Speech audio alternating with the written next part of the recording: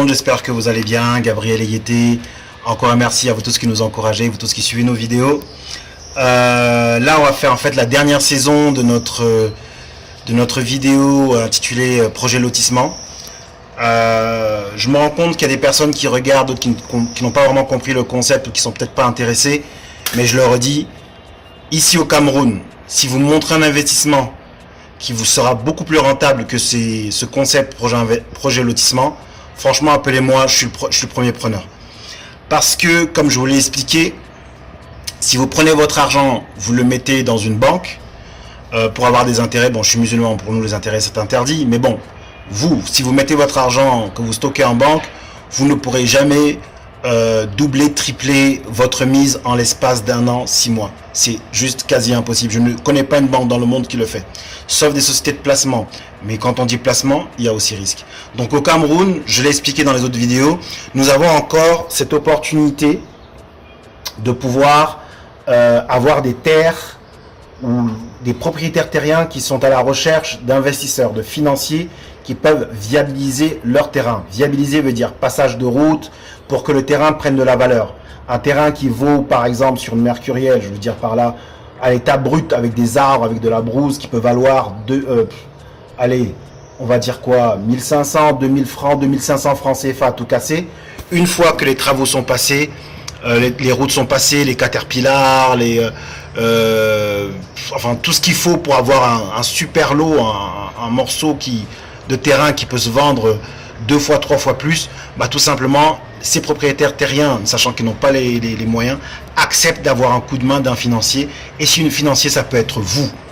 Exemple, pour un budget de 14 millions, 15 millions de francs CFA, pour la viabilisation d'un terrain de 4 hectares, vous pouvez avoir facile 5350, 5400 mètres carrés. Alors, prenez les notes, hein, tout ce que je vous dis. Et si vous divisez les 14 millions par 5350 mètres carrés, vous vous retrouvez en réalité à pratiquement 2600 francs CFA le mètre carré. Que vous revendrez à minimum, puisque vous êtes à 20 minutes, 10 minutes de la plage, vous revendrez au minimum à 6000, 8000 francs CFA le mètre carré. Est-ce que c'est pas magnifique? Donc là, ce que je suis en train de faire, c'est que vous allez voir les petites vidéos, on a les propriétaires, là maintenant on a fini les travaux, on a les propriétaires qui vont signer donc les protocoles, donc les procès-verbaux pour nous céder donc le terrain qui était arrangé au départ, et on va avancer passer vers le notaire, on va trinquer ensemble, on va manger ensemble, puisque ça reste maintenant une famille, hein. C'est comme la terre qui se donne, et derrière ça sera donc, on va vous expliquer la suite du processus jusqu'à ce qu'on puisse vendre les terrains à vous de la diaspora aussi qui est intéressé simplement par un terrain, peut-être pas pour un projet lotissement. Donc c'est des choses qu'on sécurise, c'est ce qu'on fait au Cameroun, c'est un domaine parmi tant d'autres, mais c'est vraiment un domaine porteur. Ok, donc suivez cette vidéo avec le plus grand intérêt, partagez au maximum, partagez, appuyez sur le petit j'aime, partagez dans les réseaux sociaux parce que le Cameroun est en train de se révolutionner. Là, vous voyez, pas loin de chez moi, là, on a Promote que vous connaissez. On a tous les investisseurs qui viennent au Cameroun. Vous pensez que si vraiment il y avait un problème au Cameroun, si vraiment ils voyaient qu'ils pouvaient pas investir, ils seraient là. Ils sont là, ils sont pas idiots. Ils savent ce qu'ils cherchent. Ils connaissent le potentiel du Cameroun. Potentiel que nous on craint parce qu'à travers les réseaux sociaux, on croit peut-être qu'il s'installe, peut-être que ça va pas. Certes, il y a des situations, mais tout le monde n'est pas, j'ai envie de dire, touché par ces situations d'instabilité. Et quand bien même on serait touché, il y a des qui voient instabilité, voient aussi opportunité. Aujourd'hui, parce que c'est instable, les prix peuvent être bradés et qui fera que demain, lorsque la situation sera beaucoup plus stable, vous pourrez simplement amener à des prix beaucoup plus hauts parce que vous avez acquis à des prix beaucoup plus bas. Vous voyez, be smart. Ok, on suit cette vidéo, je vous dis à tout bientôt. Posez vos questions, partagez au maximum et à tout de suite. Là, on se dirige vers le notaire parce que c'est une étape importante dans notre processus de lotissement. Il faut absolument que chacun des process soit officiel. Et là, ça va être donc la procédure de cession de droit convenue avec les familles.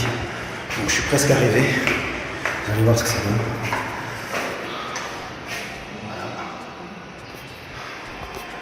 Voilà. Ok, c'est parti. À tout de suite. Je disais dans le partage. les parts qui deviennent à Madame Colitas. Oui. Le souci qu'on a eu, c'est qu'il fallait qu'elles soient plus ou moins regroupées dans un seul bloc pour qu'on puisse lui faire un seul dossier. Oui. Mais quand on a regardé les deux blocs phares en termes de positionnement stratégique, Oui. qui sont le bloc D et le bloc C, auquel on atteint les parts qui sont celles de Madame Colitas, c'est-à-dire 5300 mètres carrés. Alors on avait deux choix. Soit on prenait les 5300 mètres carrés sur le bloc B, qui en termes de positionnement n'a pas la même valeur que le bloc D ou le bloc C, ou alors on prenait ça dans le bloc A, qui lui également n'a pas la même valeur en termes de positionnement stratégique que ces deux blocs-ci. Oui. On a donc été obligé de faire un choix stratégique. C'est-à-dire que prendre les parts de Madame Colitas d'abord sur un des deux blocs stratégiques. Et le bloc D lui faisait 4900 mètres carrés. Le bloc C fait 5050 mètres carrés. On a fait le choix de prendre pour Madame Colitas tout le bloc C. 5050 mètres carrés. Que voici ici. Parce que ici exactement nous sommes à maximum 300 mètres de l'autoroute qui passe quelque part ici. Selon le tracé dans la map à la mise à jour. Donc, maintenant on a été confronté à un double problème. C'est celui que, étant donné que ici ce n'est que 5050, il faut compléter les 250 manquants dans un autre bloc. Qui ne peut pas être le bloc D parce que le bloc D appartient entièrement à la famille. Il fallait le prendre soit dans le bloc D, soit dans le bloc A. Donc on a pris ces 250 mètres carrés manquants dans le bloc A. Notamment un morcellement du lot 9. C'est là où on a pris les 250 mètres carrés. Maintenant, le problème technique que cela nous a posé, c'est quoi? C'est que le journal ne peut pas faire un seul dossier technique parce que les deux superficies ne sont pas techniques. Parce qu'étant donné que les deux lots ne sont pas dans le même bloc, comme on peut voir sur le plan, c'est séparé par des routes, on ne peut pas faire un seul dossier technique, pas un seul titre foncier. Sur les deux lots, on est obligé de faire deux dossiers techniques distincts et deux titres fonciers éventuellement. Alors, on a préféré ça parce que c'est un choix stratégique, au lieu de prendre des lots qui sont moins bien placés, juste parce qu'on veut que tout ça soit dans un seul bloc. C'est la première chose. Maintenant, en ce qui concerne les différents lots, effectivement, les propriétaires ont rempli les procès-verbaux avec les photos comme je vous les ai envoyées hier. Et avec les procès-verbaux déjà, on a engagé le bornage et puis le dossier technique sur les deux lots au nom de Madame Colitas. Maintenant, on a eu un autre problème, c'est quoi? C'est que quand on arrive au niveau de la procuration, parce qu'il fallait que les propriétaires donnent une procuration, soit à Madame Colitas, soit à M. Yete, mais à M. Yete, puisque c'est lui qui le financier depuis le début. Alors, pour que lui, il puisse agir sans plus avoir besoin de qu'il puisse se rétribuer à Madame Colitas, c'est pas. On a donc été confronté à un problème chez le notaire où nous sommes encore actuellement. C'est quoi? C'est que pour avoir la procuration, elle ne peut être disponible que dans 2 mois. Mais même pour l'avoir dans 2 mois, il faudra au préalable que nous ayons payé la taxe foncière. Vous comprenez donc le problème que nous avons évité en amont, que nous voulions éviter en amont, quoi qu'il arrive, nous rattrape parce que l'État a mis les verrous partout pour que personne ne puisse échapper à la taxe foncière. Donc, naturellement, nous allons finalement payer cette taxe foncière-là pour pouvoir avoir accès à la procuration le plus tôt possible, pour pouvoir donc agir en lieu et temps comme on veut, sans avoir besoin de la famille. Donc là, nous sommes complètement séparés de la famille.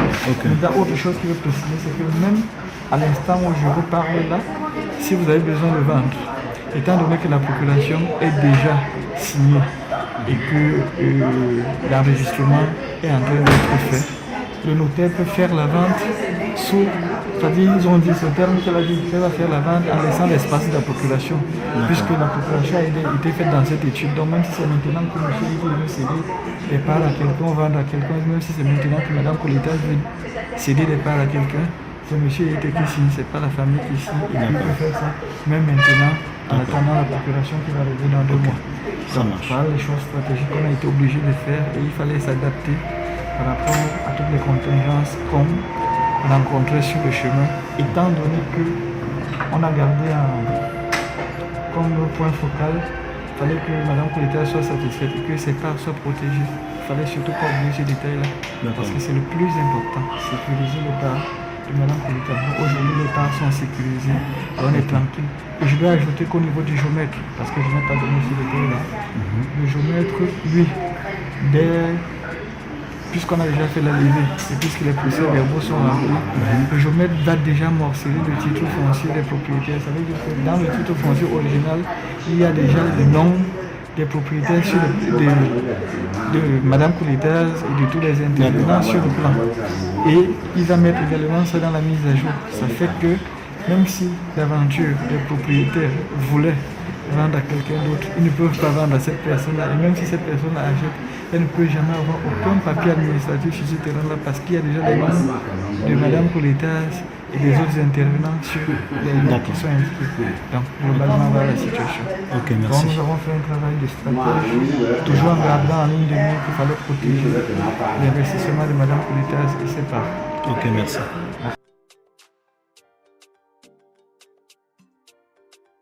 Je vais vous voyez d'abord le plan pour savoir où nous sommes. Avant de rapprochez-vous donc.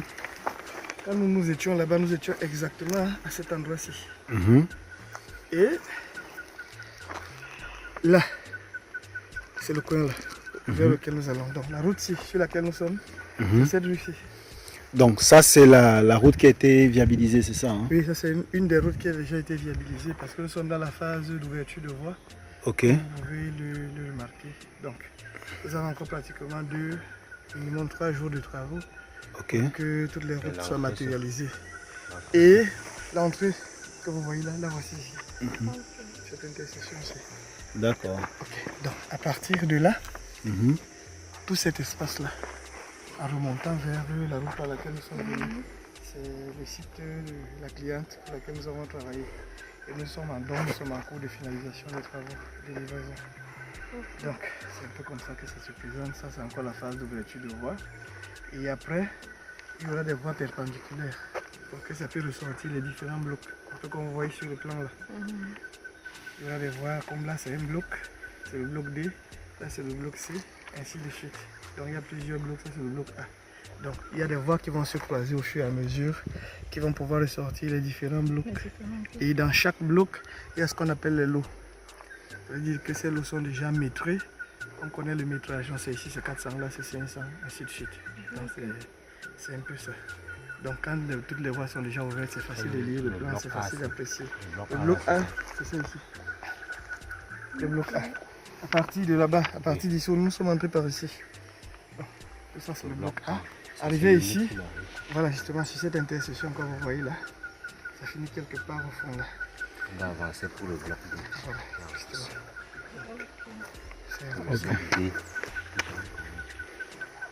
Donc c'est ça qui donne de la valeur donc. Oui, naturellement, parce que le terrain à l'état brut, lorsqu'il n'y a pas encore ces voies qui sont ouvertes, on ne peut pas le vendre.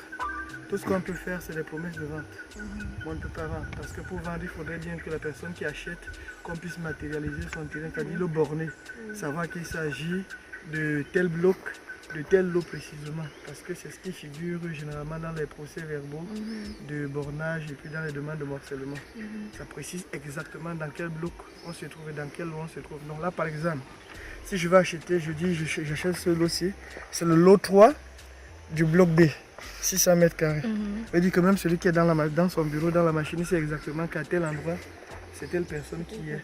Et ça fait que même s'il y a un cas de double vente, si j'ai déjà avancé jusqu'au niveau du dossier technique avec mon terrain et que je suis déjà à la mise à jour, très rapidement, celui qui fait la levée va dire à celui qui va acheter, il faut faire attention. C'est compliqué parce qu'il y a déjà un dossier technique sur ce site-là. Sans avoir besoin même de venir sur le terrain, il va lui dire les références que tu m'as données, il y a déjà un dossier technique qui est engagé sur ce terrain. Il est très important de faire ce travail-ci parce que c'est lui qui donne de la valeur au terrain. Lorsque c'est déjà ouvert le terrain, généralement la valeur elle peut doubler, elle peut tripler en fonction des sollicitations et des projets qu'il y a tout autour. Tout à l'heure, j'expliquais dans la vidéo que j'ai prise que le site que vous voyez juste en face avec des grands arbres. Parce qu'on verrait bien qu'ici c'est une jachère. Le site que vous voyez en face là où il y a des grands arbres, c'est le site qui est réservé pour les logements sociaux. Donc il y a plus de 50 hectares, peut-être même jusqu'à 100, qui sont réservés pour les logements sociaux. Donc c'est très important à notre niveau d'avoir un site juste à côté. Parce qu'on sait plus ou moins les standards qui répondent aux logements sociaux. Et dans ce sens, nous sommes pratiquement, comme je vous disais, à 250 à 300 mètres de l'autoroute.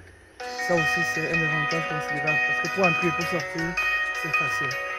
Voilà. Là, on va regarder un peu le reste du site. Il y a encore du travail à faire. Pour ce reporting. Par contre, là, il y avait des arbres là. Oui, partout. Avant même, c'est même parce que ici les gens ont cultivé un peu comme vous voyez, c'est une nature. Mais avant, c'était plus grand que ce soit, c'est tout de l'autre côté. Pour ce genre de reporting que je suis en train de faire, c'est ce que j'envoie aux clients en général. Ils voient comment à distance le travail est fait. Il peut y témoigner en fait de l'évolution sans avoir besoin de lui. Faisons comprendre, le géomètre, que au moment du choix, le meilleur choix pour nous, pour le client, c'est de prendre un bloc parmi les deux. C'est-à-dire ça doit être... De ce côté-ci. Oui. Vous voyez juste là où il y a le tronc d'arbre. Oui. Ok. Le bloc là, justement. D'accord. Qui remonte vers la route. D'accord. Et c'est à ce niveau-là que nous avons fait l'estimation de la distance jusqu'au goudron. D'accord.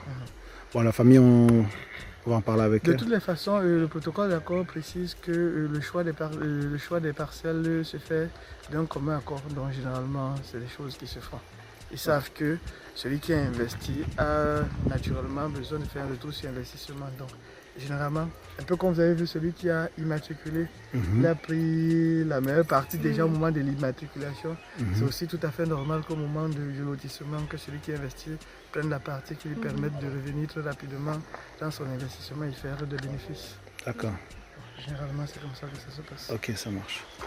Monsieur Abina, c'est bon pour nous, hein, merci.